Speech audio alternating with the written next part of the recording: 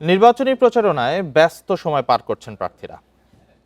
এ বিষয়ে আরো খবর জানাতে এই পর্যায়ে রাজধানীর মতিঝিল থেকে যোগ দিয়েছেন আমাদের সহকর্মী জাহিদুল বাশার।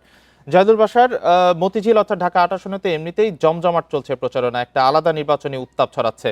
আপনি এখন সর্বশেষ খবর জানাবেন প্রচারণা বিষয়ে। ঠিকই বলছিলেন, ঢাকা ৮ আসনে বলতে গেলে ঢাকার মধ্যে বোধহয় প্রতিদ্বন্দ্বী দুই প্রার্থীর মধ্যে সবচেয়ে বেশি বাদানুবাদ বলেন, পাল্টাপাল্টি বক্তব্য দেয়া বলেন, পাল্টা অভিযোগ বলেন, এই আসনেই সবচেয়ে বেশি হচ্ছে।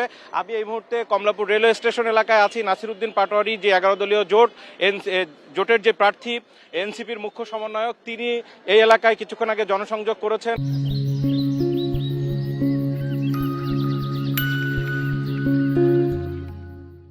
বিভিন্ন এলাকাতে সেখানে শত শত যাত্রীরা ছিলেন, তাদের কাছে গেছেন। আর এই মুহূর্তে এই প্ল্যাটফর্মের বাইরে গণমাধ্যমের সাথে তিনি কথা বলছিলেন। সেখানে এই মুহূর্তে একটি প্রোগ্রামে তিনি অংশ নিয়েছেন। আর এর পরবর্তীতে এই প্ল্যাটফর্ম এর আশপাশে, বিশেষ করে স্টেশনের আশপাশে বিভিন্ন এলাকাতে তিনি যাবেন।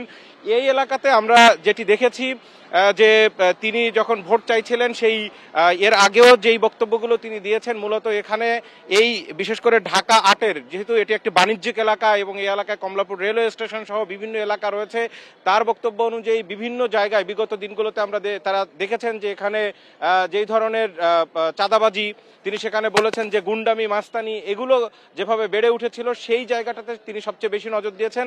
আপনি বলছিলেন যে পাল্টাপাল্টি অভিযোগের কথা। দেখুন, ঢাকা ৮-এ গতকালকে যে ঘটনাটি ঘটেছে, নাসিরউদ্দিন পাটোয়ারি সহ এনসিপির যারা ছিলেন সেখানে তাদের উপরে হামলা হয়েছে, ডিম নিক্ষেপ করা হয়েছে, সেই প্রশ্নটি আমরা তাকে করেছিলাম এবং তার পাল্টা জবাব কিন্তু তিনি যাকে উদ্দেশ্য করে সেখানে অভিযুক্ত করেছেন, নাহিদ ইসলাম সহ তার নেতৃবৃন্দ, বিরজা আব্বাস, বিএনপির স্থায়ী কমিটির সদস্য এবং এই আসনের বিএনপির প্রার্থী, তিনি কিন্তু পুরো বিষয়টা অস্বীকার করেছেন এবং তিনি বলেছেন যে এই ধরনের একটা উস্কানি তারা দীর্ঘদিন ধরে দিচ্ছিল।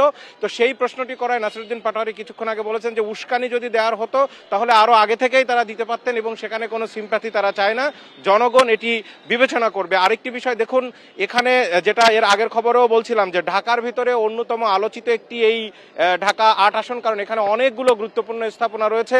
সেই জায়গায় আমরা ভোটারদের ভিতরে যেটা দেখছি যে এখানে আমি নাসিরউদ্দিন পাটোয়ারিকে জিজ্ঞেস করছিলাম যে তার কাছে মনে হচ্ছে কিনা যে ভোট একপেশে হবে, তিনি কিন্তু সেই উত্তর দেননি। অর্থাৎ এবং ভোটাররা সেটাই বলছেন যে এবার ভোট হবে খুব পাল্টাপাল্টি। অর্থাৎ এখানে নাসিরউদ্দিন পাটোয়ারির বয়স কম বা তিনি নতুন প্রার্থী, কিন্তু তিনি 11 দলীয় জোটের প্রার্থী। সেখানে বাংলাদেশে এই মুহূর্তে সবচেয়ে বড় যে দুটি দল, বাংলাদেশ জাতীয়তাবাদী দল রয়েছে এবং একই সাথে জামায়াতে ইসলামী রয়েছে, তো তাদের প্রার্থী হচ্ছে যেহেতু জাতীয়তাবাদী দলের প্রার্থী, সুতরাং সেই জায়গা থেকে এটি হাড্ডাহাড্ডি লড়াই হবে, সেই তেমনটি কিন্তু আভাস পাওয়া যাচ্ছে।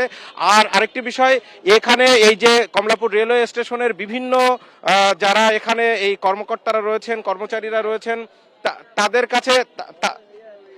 কাছে তিনি ভোট চাইতে গিয়েছিলেন।